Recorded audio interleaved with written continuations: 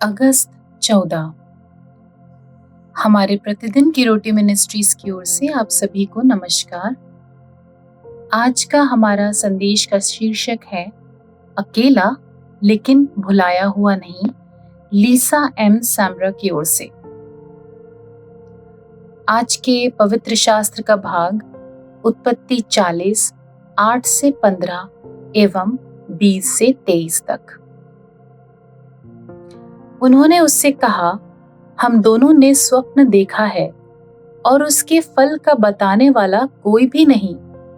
यूसुफ ने उससे कहा, क्या स्वप्नों का फल कहना परमेश्वर का काम नहीं है? मुझे अपना अपना स्वप्न बताओ। तब पिलानेहारों का प्रधान अपना स्वप्न यूसुफ को यूं बताने लगा, मैंने स्वप्न में देखा कि मेरे सामने एक दाखलता है और उस दाखलता में 3 डालियां हैं और उसमें मानो कलियां लगी हैं और वे फूली और उसके गुच्छों में दाख लगकर पक गई। फिरौन का कटोरा मेरे हाथ में था और मैंने उन दाखों को लेकर फिरौन के कटोरे में निचोड़ा और कटोरे को फिरौन के हाथ में दिया। तब यूसुफ ने उससे कहा, इसका फल ये है, 3 डालियों का अर्थ 3 दिन है। इसलिए अब से 3 दिन के भीतर फिरौन तेरा सिर ऊंचा करेगा और फिर से तेरे पद पर तुझे नियुक्त करेगा और तू पहले के समान फिरौन का पिलाने हारा होकर उसका कटोरा उसके हाथ में फिर दिया करेगा।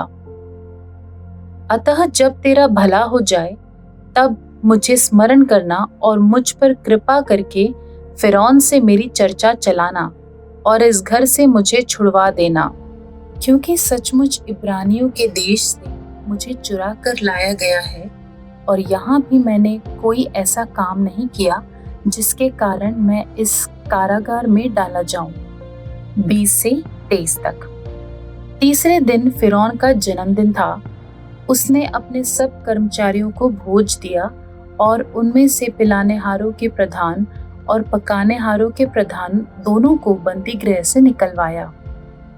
पिलानेहारों के प्रधान को तो पिलानेहारे के पद पर फिर से नियुक्त किया और वो फिरौन के हाथ में कटोरा देने लगा, पर पकानेहारों के प्रधान को उसने टंगवा दिया, जैसा कि यूसुफ ने उनके स्वप्नों का फल उनसे कहा था। फिर भी पिलानेहारों के प्रधान ने यूसुफ को स्मरण ना रखा, परंतु उसे भूल गया। मुख्य वचन उत्पत्ति 40:23। फिर भी पिलानेहारों के प्रधान ने यूसुफ को स्मरण ना रखा, परंतु उसे भूल गया। उनकी कहानियां सुनकर ये स्पष्ट हो जाता है कि संभवतः एक कैदी होने का सबसे कठिन भाग अलगाव और अकेलापन है। वास्तव में एक अध्ययन से पता चला है कि चाहे उनकी कैद की अवधि कितनी भी हो, अधिकांश कैदियों को सलाखों के पीछे रहने के दौरान दोस्तों या प्रियजनों से केवल 2 बार ही मुलाकात मिलती है। अकेलापन एक निरंतर वास्तविकता है। मैं कल्पना कर सकता हूँ कि उस दर्द की जो यूसुफ ने जेल में रहते हुए महसूस किया होगा। उस पर गलत तरीके से अपराध का आरोप लगाया गया था, फिर भी आशा की एक किरण दिखी थी। परमेश्वर ने यूसुफ को एक साथी कैदी के सपने की सही व्याख्या करने में मदद की, जो फिरौन का एक भरोसेमंद सेवक था। यूसुफ ने उस आदमी से कहा कि वो अपने पद पर लौटेगा और फिर वो फिरौन से उसका जिक्र करे ताकि यूसुफ छूट सके। लेकिन उस व्यक्ति ने यूसुफ को याद नहीं रखा, वो उसे भूल गया।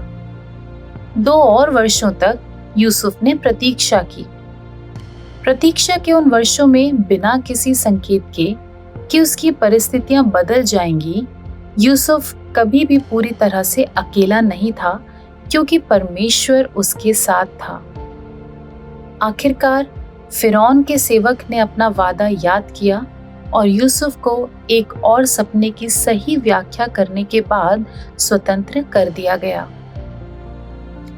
परिस्थितियों के बावजूद जो हमें भुलाया हुआ महसूस कराती हैं और अकेलेपन की भावनाएं जो घेरती हैं, हम परमेश्वर की अपने बच्चों के लिए आश्वस्त करने वाली प्रतिज्ञा से बंधे रह सकते हैं कि मैं तुझे नहीं भूल सकता, जैसा कि यशाया 49 उसका 15 कहता है। कब आपने भुलाए जाने का दर्द अनुभव किया है? परमेश्वर की निरंतर उपस्थिति की याद दिलाना किस तरह से सांत्वना प्रदान करता है। स्वर्गीय पिता, जब मैं भूला हुआ महसूस करता हूँ, तो आप तक पहुँचने में मेरी मदद करें और मुझे ये याद रखने में मदद करें कि आप हमेशा मेरे साथ हैं। आमीन।